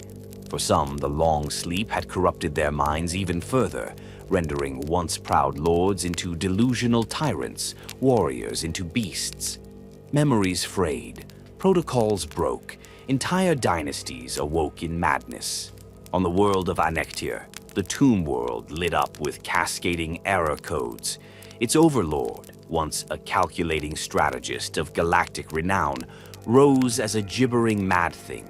His neural lattice degraded to the point that he believed the stars themselves conspired against him. He ordered his fleets to fire into the void for decades, creating an artificial nebula of glass and ash. On Yltan, the cryptex awoke to discover their master code overwritten by an echo of the Citan they had once served. Though the star gods were shattered, some of their fragments had persisted like viruses in the Necron system. The tomb's entire population was reborn with a shared hallucination that they were the Citan made flesh. They renamed their dynasty the Eater's Court and began building vast soul harvest engines to prepare for a return that would never come. But not all were broken. On the tomb world of Mandragora, the Sautik dynasty awoke intact, their command protocols functioning, their databanks preserved. Their pharaoh, Imhotep, the Storm Lord, emerged with a mind cold and clear. He did not scream at the void. He remembered. And he began to plot, not out of vengeance or rage, but out of duty. The galaxy had forgotten the Necrons. Imhotep would teach them to remember. Elsewhere, other dynasties stirred. Some began repairing their ancient ships, dark obelisks rising from beneath oceans and deserts, casting shadows over confused colonists who could not understand what had changed.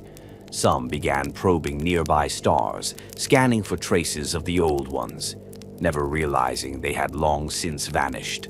Others, curious and cautious, observed the younger species like a biologist observing insects, and in rare cases, contact was made. It did not go well. On Arvandor Secundus, a Mechanicus excavation force uncovered a partially active tomb complex. They descended into it with reverence, unaware of what they had disturbed. They mistook the Necron Canoptech constructs for auto-defenses. They mistook the cryptex logic pulses as command nodes to be interfaced with. Only one fragment of the last Vox capture remains. They are not machines. They are awake. They're watching us. They see, and then static. The entire expedition vanished. Their ship's orbit was redirected. A black beam of light sliced across the vessel's core, severing it without explosion or sound. Nothing was recovered. The tomb had resumed its function. The galaxy began to murmur. Reports filtered into the Inquisition, the Eldar councils, even the scattered TOW outposts. Impossible technologies moving across dead systems, shadows where augurs should read nothing. Soldiers disappearing with no trace, monoliths gliding through space with no propulsion, no emissions, just purpose. The Eldari knew the name, even if they whispered it only in the oldest tongues. Necrontyr. The Imperium coined their own. Necrons. Ancient, mechanical, malevolent. But the galaxy still didn't understand. How could it? These were not invaders. They were not a new threat. They were the oldest, the original architects of war, the first empire to span the stars. They did not want conquest. They wanted restoration. Each Necron dynasty believed itself the rightful heir to a galaxy that had grown unruly and chaotic in their absence. Humanity, Eldari, Orc, they were weeds in the garden. The Necrons had no hatred for them. Hatred is a passion. The Necrons had only objectives, and those objectives were clear. Rebuild, reclaim, reorder. Not all dynasties agreed. Rifts began to emerge. The Mephrit dynasty sought annihilation. Their stasis crypts had corrupted their neural pathways, leaving them with only a hunger for silence. They began sterilizing systems, not to rule them, but to erase them. Planets turned to glass. Suns collapsed into silence. The Neolach, proud and methodical, believed diplomacy might be viable, if only to bide time.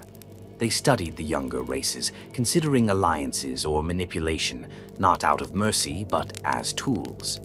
The Sautek, ever pragmatic, desired war, but on their terms. Not reckless slaughter, not madness, a campaign of reclamation. And behind it all, far from the edge of galactic memory, something else moved.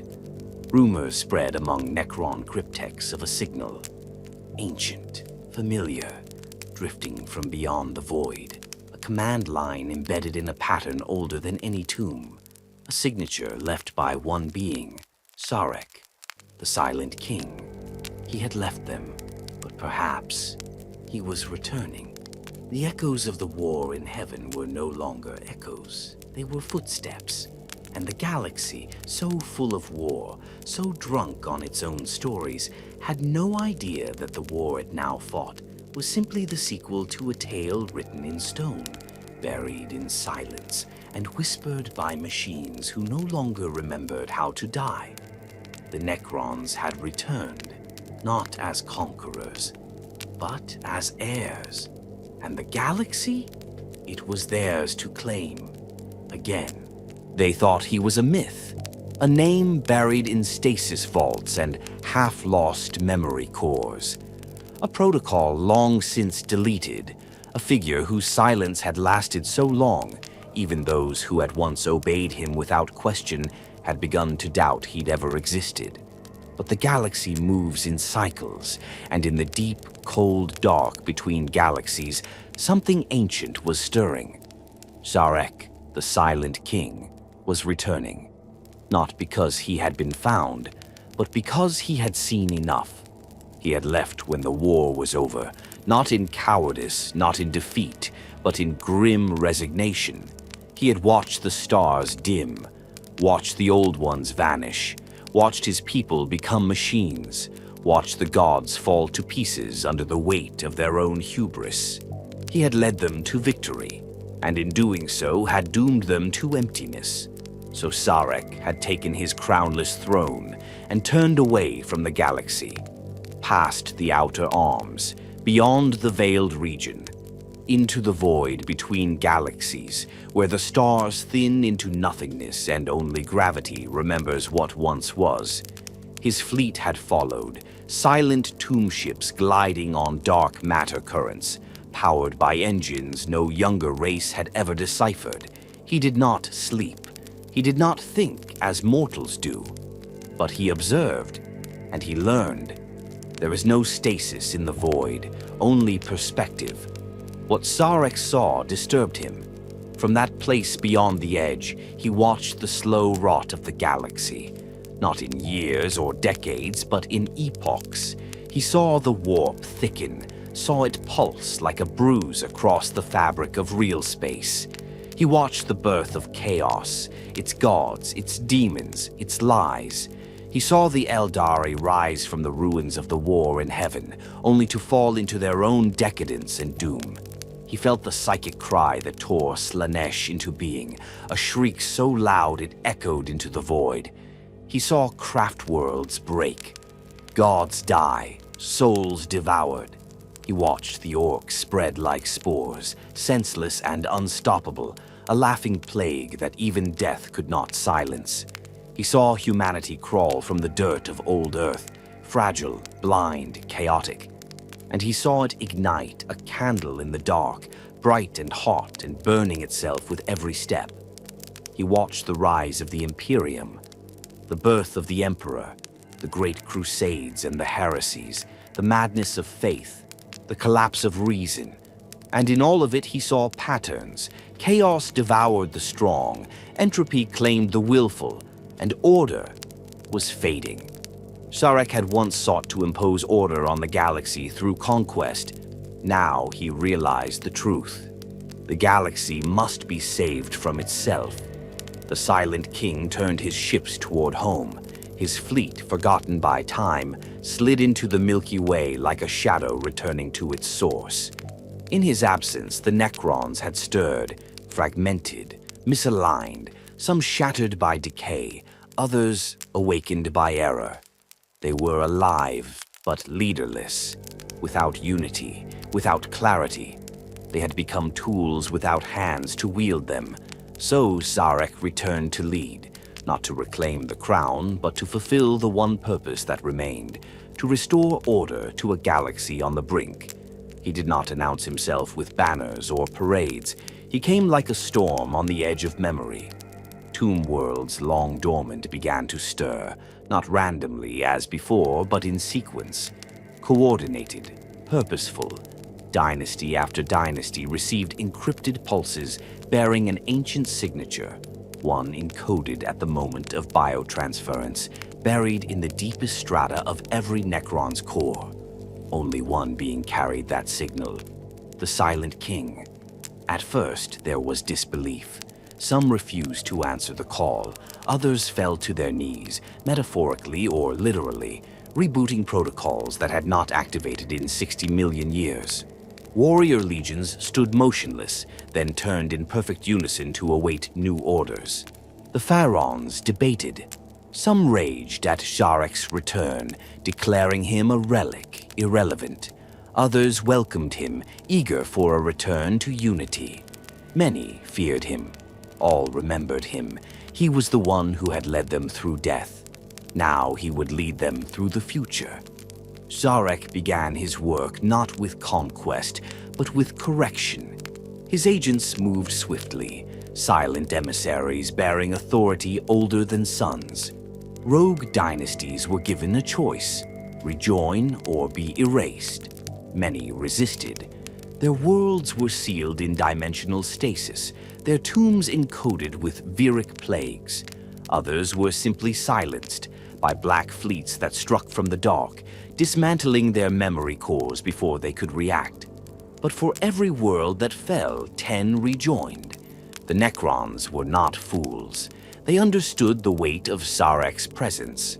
Where he walked, order followed, hierarchies realigned, command chains restored, ancient systems recalibrated. The galaxy was spiraling toward ruin. Only the Necrons had the discipline, the patience, the endurance to stop it. Under Sarek's guidance, the Necrons were not reborn, but reforged. The Silent King did not forget the Citan. He had watched them shatter.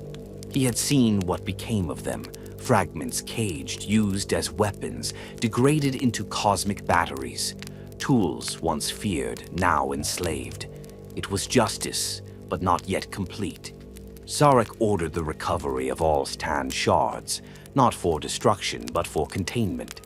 He would not repeat the mistakes of the past. The Citan were not gods. They were phenomena, dangerous as solar flares, but predictable when understood. In time, he whispered to his inner court, they might even be used again. Properly, safely, under control. He did not seek vengeance. He sought balance. And still, he watched the younger races. He sent probes into the heart of the Imperium, deep beneath the dying Astronomicon, to observe its reliance on a being who claimed divinity through silence and war. He sent emissary constructs to the edges of Eldari space, studying how they twisted the webway's broken arteries to keep running from their sins. He mapped Orc migrations, cataloged Terranid movements. He did not fear them, but he understood them now. The galaxy was not his enemy. Chaos was. It had no shape, no form, no logic. It unmade progress. It twisted purpose. It whispered lies and fed on the collapse of unity. It had no allegiance, and thus it could never be reasoned with. Only eliminated. This, Sharek decided, was his final war. Not against races or species or dynasties, but against chaos itself, in all its forms. He would not raise his armies in blind conquest. He would move with precision, targeted strikes, diplomacy where useful, annihilation where necessary. No more galactic-wide, scorched earth campaigns. This was surgical restoration. And when he spoke, if he ever spoke, his voice came not in sound but in transmission. Pure, clean, undeniable. Order is not peace. Order is not stillness. Order is the freedom to endure. And endure they would. The Silent King had returned, not as a monarch, but as a surgeon, a scalpel to carve away the sickness, a voice to reawaken purpose. A king, yes, but no longer silent. Not because he had found his voice, but because now the galaxy must listen. And if it does not, then it will learn, as it once did in ancient nights. The Necrons do not forget, and neither does their king. The stars are older now. They flicker dimmer, burn slower. Their light, once the silent witness to ancient atrocities, now falls upon new empires built atop the bones of forgotten gods. But their silence has changed. It is not the silence of peace. It is the hush before the scream. A galaxy once bathed in the fury of the war in heaven has become, once more, a crucible, not of one war but of many. Countless, layered like dust on a tomb, and the Necrons have returned to it, not as invaders, not even as rulers, but as corrective force. There is no fanfare when a tomb world awakens. There is no declaration of war. There is only the sudden hush of Vox traffic, the flickering out of orbital satellites, the lights dimming in outposts one by one, like candles snuffed by unseen fingers. When the Imperium finally notices, when scouts are sent, or when a rogue trader goes missing, it's already too late. The monoliths are already rising.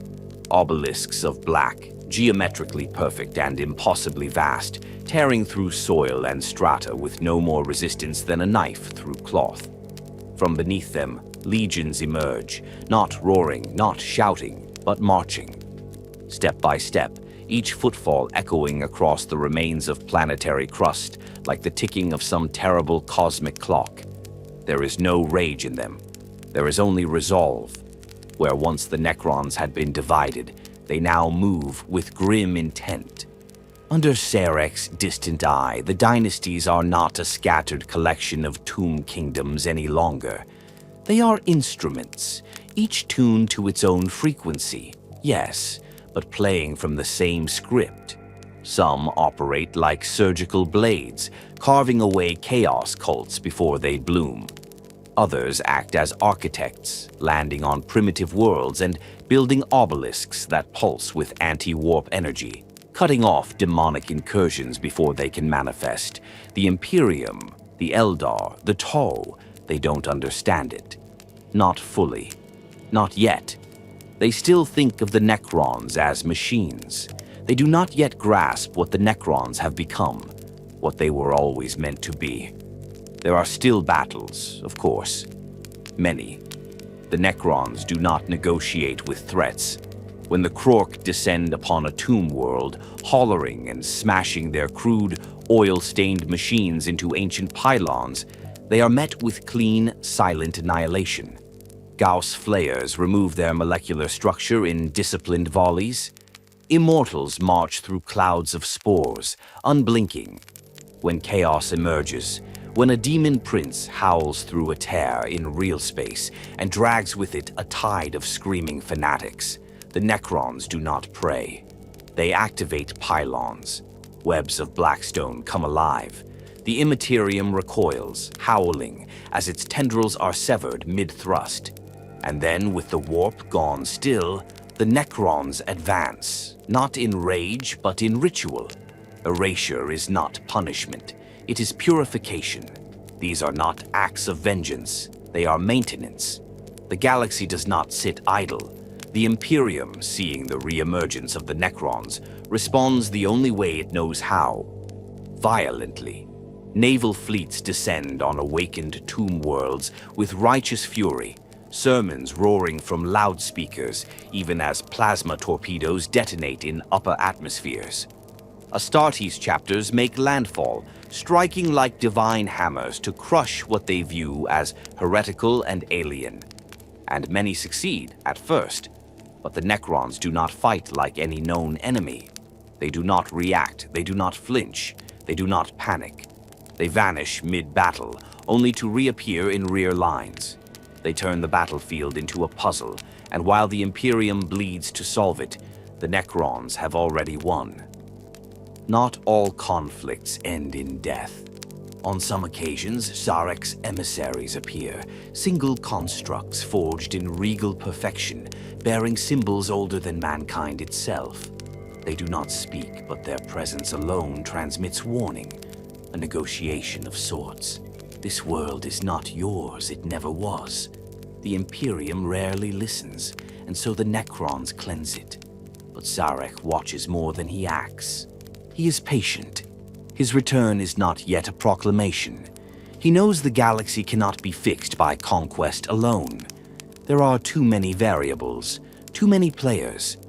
The Aeldari teeter on the brink of extinction and rebirth, wielding psychic power with a desperation that will, inevitably, birth catastrophe once more. The Toes seek unity, but their understanding of the galaxy is that of a child holding a loaded lasgun, ambition without wisdom. The Tyranids press inward from the galactic rim, a hunger older than language. And chaos never sleeps. Its gods churn within the warp, swollen with stolen faith and rotting desire. Its agents infest every level of reality, from lowly cultists to corrupted demigods. Sharek knows this cannot be undone by simple war. It must be managed. The Necrons were once conquerors. Now they must become wardens. And this is the paradox that defines them. They are soulless, but they may be the galaxy's only chance for sanity. Within the dynasties, old politics stir. Not all Pharaons agree with Sarek's vision. Some, like Anrakir the Traveler, believe in cooperation, in curiosity, in the preservation of life as part of a greater order. Others, like Trazin the Infinite, collect knowledge and history, hoarding the past in stasis vaults not out of greed, but a manic compulsion to remember what the galaxy refuses to. But some, like Nemesor Zandrek, live in fractured delusion, enacting campaigns of war as if the war in heaven never ended. Worse still are those who still worship the Citan shards, mistaking their broken brilliance for divine rebirth. These rogue dynasties threaten to unravel the fragile order Sarek works to weave. He does not hesitate. Where diplomacy fails, fleets follow. Even now, the Silent King makes war upon his own, not from pride, but necessity. A corrupted Necron is not an enemy. It is a malfunction, and Sarek will not tolerate imperfection. In the deep void beneath black stars, a meeting takes place. The Silent King stands before an ancient obelisk pulsing with coded messages, a remnant of the old ones, recovered from the webway. It no longer holds data. It holds a warning. He deciphers it alone. The message is clear. The warp is not done. It grows. It learns. It watches the Necrons as surely as the Necrons watch it. The gods of chaos are not content to feast on mortals. They remember the war in heaven. They remember the enemy who could not be turned. They fear the Necrons not for their strength, but for their clarity. There will come a time when chaos rises in full. When not even the Astronomicon burns, when demons walk openly across the stars, when that time comes, the Necrons will not retreat. They will answer, and Sarek will lead them, not as a tyrant, not as a king, but as the last sane voice in a galaxy of screams. The long war has begun again, but this time it is not Necron against Old One. It is Necron against madness, and in the end it may be that the cold, unliving hands of the Necrons are the only ones steady enough to hold the galaxy together. Until the stars die at last, until the silence returns. And this time, it stays.